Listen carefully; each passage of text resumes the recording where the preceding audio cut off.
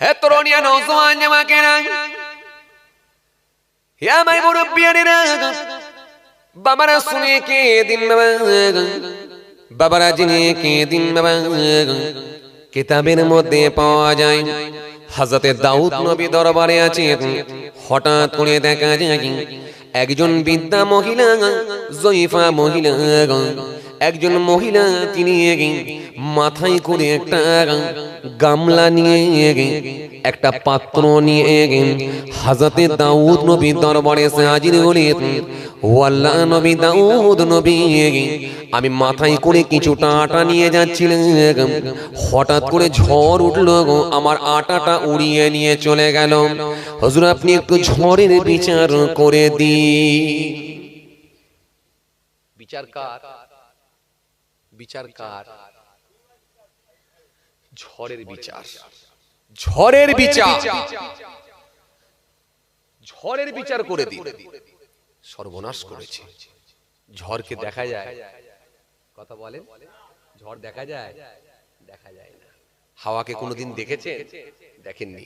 কিন্তু হাওয়া যখন, বাতাস যখন গায়ে লাগে, তার অনুভূতি, তার মজাটা তো পেয়েছে, অনুভব করা যায়, কিন্তু দেখা যায় না।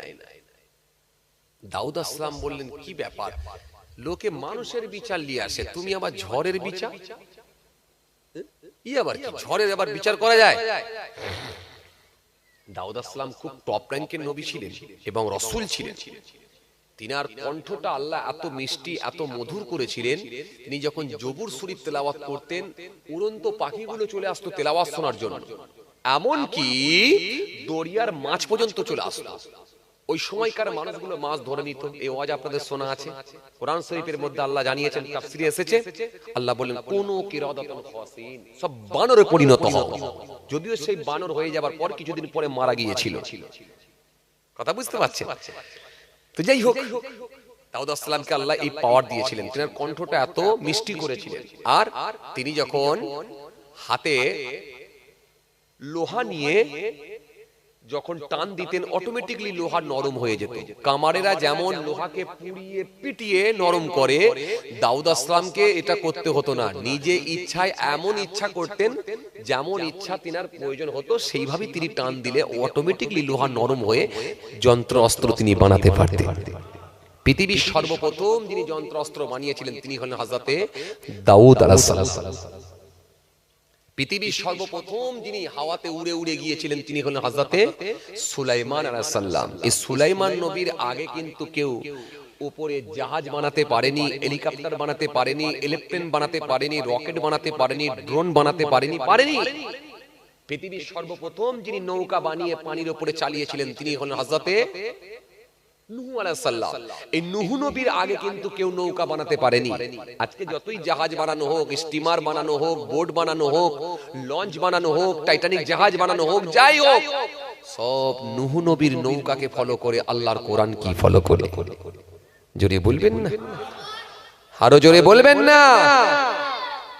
ভাইরা আমার, যে কথা আপনাদের বোঝাতে চাইছিলাম, এই হযরতে দাউদ আসসালামের কাছে বুড়ি এসে বলছে, হুজুর, হাওয়ায় আমার আটাটা উড়িয়ে নিয়ে চলে গেছে, হুজুর এই বিচারটা আপনাকে করে দিতে হবে। সর্বনাশ করেছে, আটা উড়িয়ে নিয়ে গেছে হাওয়া, এই হাওয়ার বিচার কি করা যায়? হুজুর বললেন, এক কাজ কর, আমি রাজ দরবার থেকে তোমাকে আটা দিচ্ছি, এই আটা নিয়ে চলে যাও, তুমি আটা নিয়ে গিয়ে শান্তি হও। সুতরাং হাওয়ার কোনো বিচার করা যায় না, আমি রাজ দরবার থেকে আটা দিচ্ছি, আটা নিয়ে চলে যাও। আটা দিয়ে দিয়েছে। বুড়িমার মনটা খুশি হয়ে গেছে, আটা নিয়ে টুক টুক টুক টুক টুক করে নিজের বাড়ির দিকে যাচ্ছেন। যেতে যেতে যেতে যেতে সুলাইমান হুজুরের সঙ্গে দেখা, সুলাইমান আলাইহিস সালামের সঙ্গে দেখা। ও বুড়িমা, কোথায় গিয়েছিলে? এই আপনার আব্বার কাছে গিয়েছিলাম, হাওয়াতে আমার আটা উড়িয়ে নিয়ে গেছে, বিচার চাওয়ার জন্য একটু হুজুরের কাছে গিয়েছিলাম, হুজুরের কাছে গিয়েছিলাম যাতে একটু আমি ন্যায় বিচার পাই, কিন্তু হুজুর তো আমাকে আটা দিল, বললো হাওয়ার বিচার করা যায় না, তাই আটা নিয়ে বাড়ি যাচ্ছি। সুলাইমান নবী কিন্তু খুব বিচক্ষণ নবী ছিলেন, খুব বিচক্ষণ নবী ছিলেন। হ্যাঁ, সুলাইমান সাল্লাম বললেন, এই বিচার তো হয়নি, এই বিচার হয়নি। বিচার জিনিস আলাদা, ক্ষতিপূরণ দেওয়া আলাদা, আর বিচার আলাদা। বিচার করতে হলে দুপক্ষকে এক জায়গায় দাঁড় করাতে হবে, তাহলে বিচার হবে কি করে? বিচার হয়নি। দাউদ আসলামের দরবারে একজন লোক এসেছে, এসে বলছে হুজুর কি হলো? হুজুর হুজুর এই ইনার ছাগল আমার জমির ফসলটা খেয়ে নিয়েছে, হুজুর আপনি বিচার করে দেন। দাউদ আসলাম হিসাব করে দেখলেন ফসলের যে পরিমাণ ফসল ছাগল খেয়েছে তার যা ক্ষতি হয়েছে, ফসল যে পরিমাণ ছাগল খেয়েছে দেখা যাচ্ছে ছাগলের মূল্য তার থেকে কম, মানে ফসলের মূল্য তার থেকে বেশি। দাউদ আসলাম বললেন এক কাজ করো, ছাগলের দাম যা তার থেকে তো ফসলের মূল্য বেশি, এ তো ফসল বেশি খেয়ে ফেলেছে। এক কাজ করো, এই জমি মালিক তুমি ছাগলটা নিয়ে নাও, এই ছাগল মালিক তুমি জমিওয়ালাকে ছাগলটা দিয়ে দাও। জমিওয়ালাকে ছাগলটা দিয়ে দিয়েছে। জমিওয়ালা তো বিরাট খুশি, জাগি জাগবাবু একটা ছাগল হয়েছে, ছাগল তো আজকে আর ছোট নাগালে আছে, কাল তো বড় হবে, তো বড় হবে ছাগল, যাক তার বাচ্চা অনেক বাচ্চা হবে, মোটামুটি যাক মোটামুটি আমার সংসারটা স্বচ্ছভাবে চলবে, ভালোই হয়েছে মোটামুটি, খারাপ হয়নি, বিচার ভালোই পেয়েছি বলে ছাগল নিয়ে চলে যাচ্ছে। এখন যে ছাগল মালিক তার তো মন খারাপ, মনটা খারাপ করে কাঁদো কাঁদো ভাব, চোখ দিয়ে পানি বেরোচ্ছে। যেতে যেতে হযরত সুলাইমান নবীর সঙ্গে দেখা, সুলাইমান হুজুরের সঙ্গে দেখা। সুলাইমান হুজুরের বয়স তখন মাত্র 7 বছর। তো হুজুর বললেন বাবা কোথায় গেলে? হুজুর এরকম আপনার আব্বাজানের কাছে গিয়েছিলাম একটু বিচার দেওয়ার জন্য। কি হলো? তো ইউনার জমিতে ফসলটা আমার ছাগল খেয়ে নিয়েছে, আপনার আব্বা বললেন তুমি ছাগলটা ওকে দিয়ে দাও। জমি মালিককে দিতে বললো, আমি জমি মালিককে ছাগলটা দিয়ে দিলাম, আমার মনটা খারাপ, গরিব মানুষ, একটা ছাগল ছিল, ছাগলটা তার কোনোদিনই পাবনি, অভাবের সংসার, তো ছাগলটা চলে গেল, মনটা খুব খারাপ। সুলাইমান আলাইহিস সালাম বললেন এই তো বিচারটা তো ঠিক হয়নি, এই বিচার তো ঠিক হয়নি, তুমি আব্বাকে গিয়ে বলো না যে একটু ভাবনা চিন্তা করে বিচারটা করতে।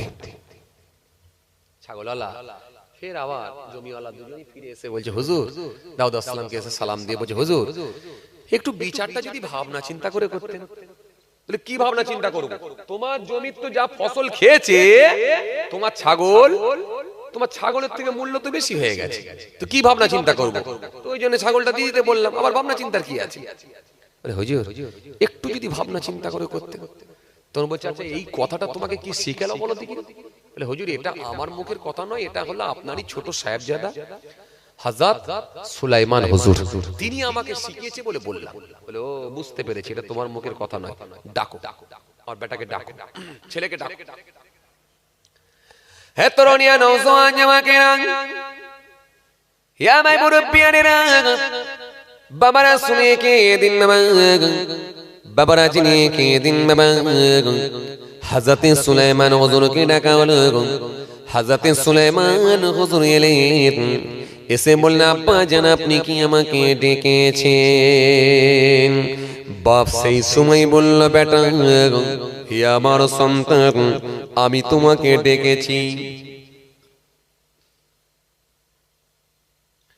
সুলাইমান হুজুর সেই সময় বললেন ও আব্বা জান আপনি কেন ডেকেছেন? হযরত দাউদ নবী বলেছিলেন ছেলে শোনো বেটা, তুমি এই ছাগলওয়ালাকে কি আমার কাছে পাঠিয়েছো? ও আমার আব্বা জান, হ্যাঁ আমি আপনার কাছে পাঠিয়েছি। বিচারটা যদি একটু ভাবনা চিন্তা করে করতেন, কেন ছাগলওয়ালা বেচারা গরিব মানুষ, অসহায়, ইনার ছাগলটা চলে গেলে বড় ক্ষতি হয়ে যাবে। আব্বা সেই সময় বলল বেটা এতে আবার কি ভাবনা চিন্তা করব একবার বলো, যদি তোমার মাথায় যদি অন্য কোনো বুদ্ধি আছে তুমি বলো কেমন করে করা দরকার। হযরত সুলাইমান নবী তার বয়স হলো 7 বছর। হযরত সুলাইমান হুজুর বয়স হলো 7 বছর।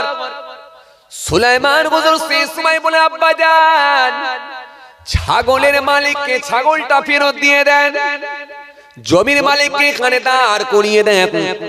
এই জমির ফসল যে পরিমাণ খেয়েছে ছাগলের মালিককে বলেন আবার পুনরায় চাষ করে দিতে। যখন ওই জমির ফসলটা আবার আগের মতো হয়ে যাবে, পূর্বের মতো হয়ে যাবে, ততদিন পর্যন্ত ছাগলের মালিককে ছাগলটা জমির মালিকের কাছে দিয়ে দেয়া হবে। জমি মালিকের কাছে ছাগলটা দিয়ে দেয়া হবে। ছাগলকে নিয়ে ওই জমি মালিক দুধ দহন করবে, দুধ খাবে, তার পশম বিক্রি করবে, ততদিন পর্যন্ত ব্যবহার করবে যতদিন না এই জমির ফসলটা পূর্বের মতো হয়। যখন পূর্বের মতো ফসল হয়ে যাবে, আগের মতো ফসল হয়ে যাবে, আবার ওই জমিওয়ালাকে তার ছাগলটা নিয়ে পূর্বের মালিক ছাগলওয়ালাকে ফিরিয়ে দিতে হবে। এতে করে কি হবে? এতে করে উনি এই ছাগলটা নিয়ে এতদিন পর্যন্ত ব্যবহার করবে, আর ততদিন পর্যন্ত ইনি চাষ করে ফসলটা পুনরায় আগের মতো তৈরি করে দেবে। তাহলে কি হবে? চাষটা হয়ে গেল, আর ছাগলটা যখন পুনরায় ফের ছাগলের মালিককে ফিরে দেয়া হলো, তার সংসারটাও স্বচ্ছভাবে চলবে। সেও বেচারা একটা আশা করবে যে ছাগল কিন্তু আমি একদিন ফিরে পাবো। উভয়ের মনটাই খুশি হয়ে গেল। বললে হুজুর ঠিক বলেছেন, ঠিকই বিচার হয়েছে। দুজনের মন খুশি হয়ে দুজনেই বাড়ি চলে গেল। সুলাইমান নবী খুব বিচক্ষণ ছিলেন। জি।